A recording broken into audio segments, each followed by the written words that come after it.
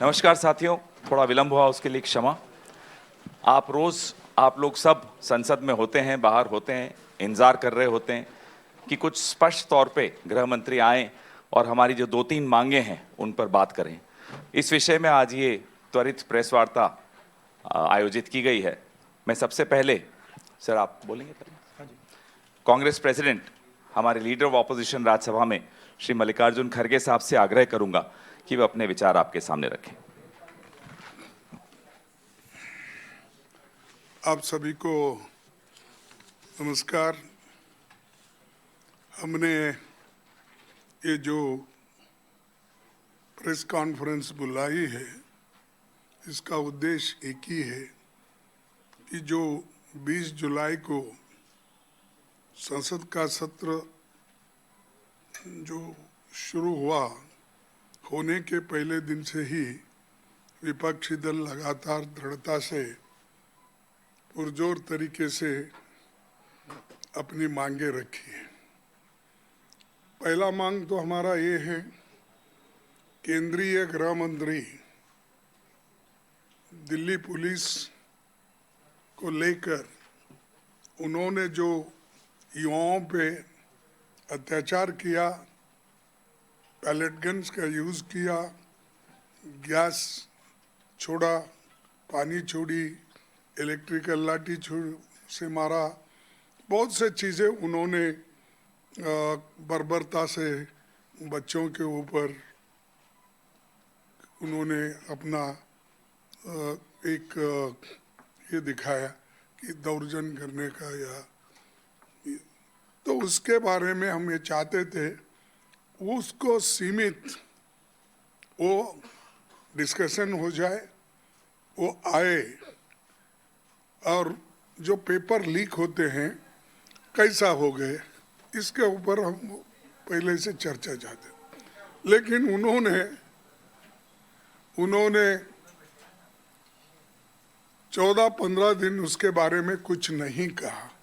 इसका मतलब ये है कि वो नहीं चाहते थे, और हम इसके बारे में जल्द से जल्द इसको एक रिलीफ दिलाने के लिए हमने फोर्स करते रहे ऑल पार्टी के लोग, लेकिन वो नहीं आए। दूसरा ये था, और ये 3 मांगे हमारे पूरे एक साथ करें, अलग अलग नहीं किए। दूसरा मांग ये था कि प्रधानमंत्री जी जो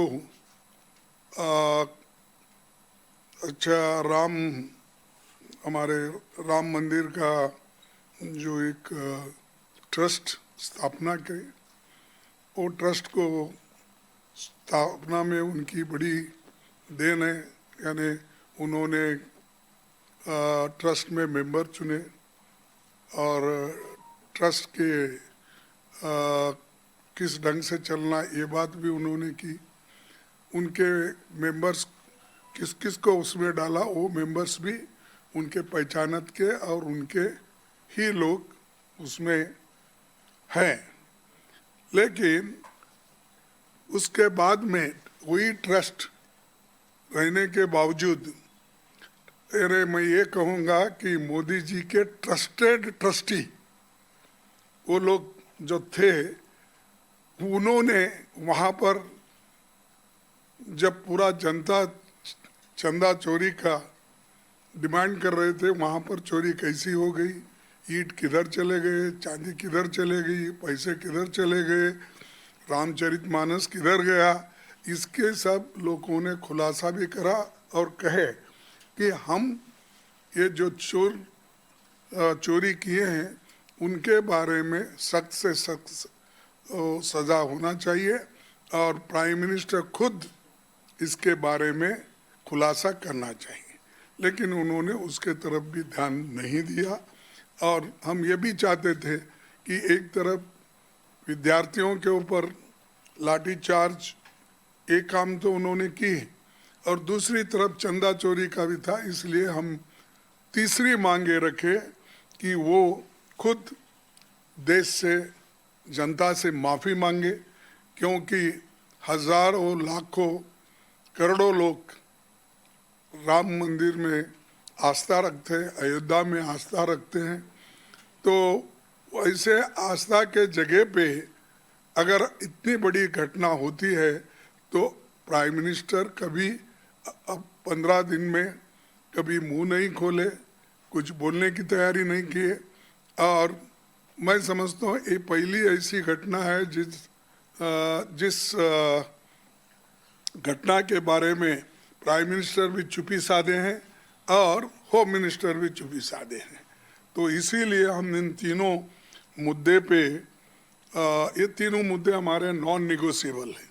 ये तीनों मुद्दों को लेके हम लड़ रहे हैं, हम किसी एक मुद्दे के लिए नहीं लड़ रहे हैं, हम तीनों मुद्दों को लेके लड़ रहे हैं।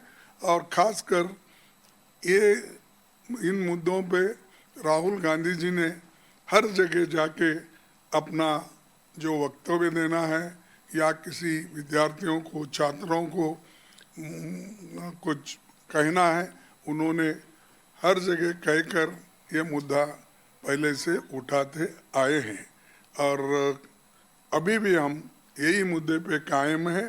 ये तीनों मुद्दों पे वो रिप्लाई देना चाहिए कि एक तो छात्रों पे कैसा उन्होंने बर्बरता से अपना काम किया, दूसरा मुद्दा जो अयोध्या में इतनी बड़ी चोरी हो गई और राम मंदिर ट्रस्ट का चंदा कहाँ गया, और तीसरा वो खुद इन कारण के लिए माफ़ी मांगना चाहिए। यही बस हमारे तीन मुद्दे हैं, इसके लिए हम लड़ रहे हैं। अब राहुल गांधी जी आपके सामने। नमस्कार, थैंक यू फॉर कमिंग। देखिए, शुरुआत में 15 दिन पहले हमारी पोजीशन थी कि होम मिनिस्ट्री से पैलेट गन चलाने का, कील वाली लाठी चलाने का ऑर्डर आया था और पूरे देश ने देखा कि हमारे स्टूडेंट्स को मारा गया, पैलेट गन से अंधा किया गया। हमारी पहली डिमांड थी कि होम मिनिस्टर आए और देश को क्लियरली बता दें या उन्होंने ऑर्डर दिया और वो कल्पेबल हैं और उन्होंने हमारे बच्चों पर गोली चलाई, युवाओं पर गोली चलाई, या उनको मालूम ही नहीं था और किसी और ने ऑर्डर दे दिया और फिर वो इनकॉम्पिटेंट है। और हमारा कहना था कि इस पर उनको स्टेटमेंट देनी चाहिए और हम उनका इस्तीफा मांग रहे हैं। सेकंड पॉइंट, जो हमारे स्टूडेंट्स पे दिल्ली में गोली चलाई गई, मारा गया, उसके लिए प्रधानमंत्री को अपोलोजाइज करना है। और तीसरी डिमांड, जो प्रधानमंत्री ने राम मंदिर ट्रस्ट पे अपने लोग बैठाए थे जिन्होंने करोड़ों रुपए चोरी किए हैं सबके सामने, उस पर चर्चा हो। ये हमारे 3 डिस्कशंस थे। हमारा कहना नहीं था कि अमित शाह जी आके किसी भी सब्जेक्ट पे भाषण दे दें, जनरल चीजें आके बोल दें, हमें उसमें कोई इंटरेस्ट नहीं है, देश को भी इंटरेस्ट नहीं है, उनकी क्या ओपिनियन है किसी को कोई इंटरेस्ट नहीं है उसमें। हम ये जानना चाहते हैं कि गोली किसने चलवाई, और अगर इन्होंने नहीं चलवाई तो होम मिनिस्ट्री ने किसने चलवाई, और कल्पेबिलिटी है या इनकॉम्पिटेंस है, ये हम समझना चाहते हैं। तो ये हमारी पोजीशन शुरुआत से थी। From day 1 it has been our position, our position is not changed. ये पूरा ड्रामा जो चल रहा है, अमित शाह का जो गुब्बारा फटा है उसको रिपेयर करने का, उसमें फिर से गैस भरने की कोशिश हो रही है, ठीक है, और वो गुब्बारा फट गया है, उसमें कोई मतलब गैस नहीं भरी जा सकती। Amit Shah does not have the courage, guts नहीं है उसमें कि वो पार्लियामेंट में आके हमारे सामने खड़ा हो जाए। 15 दिन उन्होंने ये दिखाया है, और ना नरेंद्र मोदी जी में गट्स हैं ना अमित शाह जी में गट्स हैं। Question was never that Mr. Amit Shah is going to come and give a speech on some general topics in the parliament. The question was always that Mr. Amit Shah has to make it clear who authorized the shooting of our youngsters in Delhi. His home minister, pellet guns were fired, students were beaten with lathis with nails on them. The question was, Mr. Amit Shah should come clean. Did he order it or did he not order it? If he ordered it, he is guilty of getting our children shot. And if he didn't know about it happening, he's incompetent. Either way, he should go. This was the discussion. Second, there were two other conditions. First condition, I explained to you that we want to understand clearly who's responsible, who's culpable. Second, the Prime Minister apologizes for what has happened. And third was the issue of the Ram Temple theft, which Kharge ji has elaborated upon. People very close to the Prime Minister have stolen from the Ram Mandir. These are the three issues. So now Mr. Amit Shah suddenly saying that he is ready to speak. We're not interested in his fantasy conversations. We're interested in whether he authorized or didn't authorize the shooting of our children. First, he should make that abundantly clear. After that, the question of any discussion arises. That is the situation. And that is what the opposition is demanding. That is what we've been demanding for the last 15 days. And that is what we're continuing to demand. The other thing I'd like to point out is the character of the Prime Minister and the Home Minister.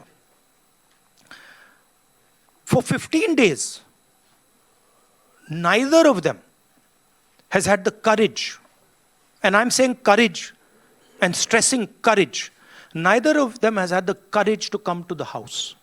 Neither of them has had the guts to own up to what they have done. So that is for our students to see and understand that neither the Home Minister of this country nor the Prime Minister of this country think that what was done to you in Delhi, the brutality that was carried out in Delhi, is worth commenting on. This is what the real issue is. Now, if you have any questions. Rahul ji, सवाल आपसे है, खड़गे जी भी बोल सकते हैं। सवाल ये है कि 20 जुलाई का जिक्र आप कर रहे हैं, जिसको लेकर संसद में भी लगातार विपक्षी पार्टी जो है वो प्रदर्शन कर रही है, कह रही है गृह मंत्री आकर के जवाब दे। आज 10 अगस्त को झारखंड में भी एक तस्वीर दिख रही है जहां बैरिकेडिंग की गई, छात्रों को मारा गया, लाठी चार्ज की गई, वहां भी कीलों के जो तार है वो लगाए गए हैं। तो झारखंड के छात्रों के लिए क्या कहना चाहेंगे आप? झारखंड के छात्रों के लिए मेरा मैसेज क्लियर है। We condemn any violence against peacefully protesting students. Does not matter where it is happening, we condemn it, we are against it, we do not recommend it, we do not support it. We are very clear, कोई confusion नहीं हमारे mind में। तो peaceful जब तक protest हो रहा है, तब उस प्रोटेस्ट को हिंसा से अटैक करना उसके खिलाफ है। खारगे जी? नहीं, ठीक है जो आपने बताया।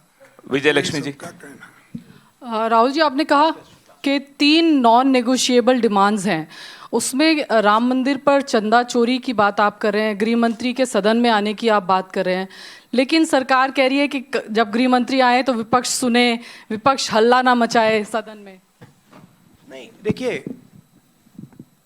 मैंने बोला कि हम विपक्ष, हम होम मिनिस्टर की पर्सनल ओपिनियन में इंटरेस्टेड नहीं है।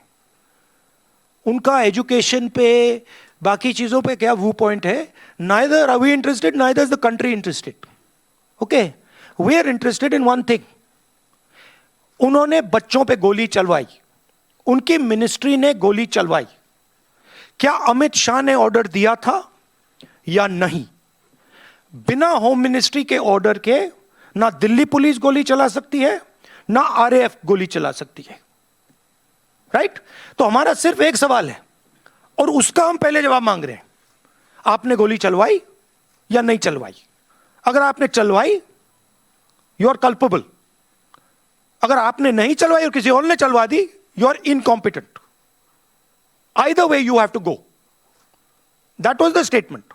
15 दिन के लिए पार्लियामेंट में आ नहीं पाए। मैं देख रहा था, पार्लियामेंट में बैठे थे, बट आ नहीं पाए अंदर। अब जैसे मैंने बोला अब गुब्बारे को स्टिच करने की कोशिश कर रहे हैं, उसमें गैस भरने की कोशिश कर रहे हैं, वो नहीं होगा. Fact of the matter is, Home Minister of India does not have the courage to stand for what he has done. That is the fact. There's no other fact. And again, no one in the opposition is interested in his opinions. We don't care about his opinions. He can talk about his opinions to somebody else. The country wants to understand something else. The country is not interested in what Amit Shah thinks on education. Country is interested, did you, Mr. Amit Shah, shoot our children or not? And if you did, why? बहुत बहुत धन्यवाद.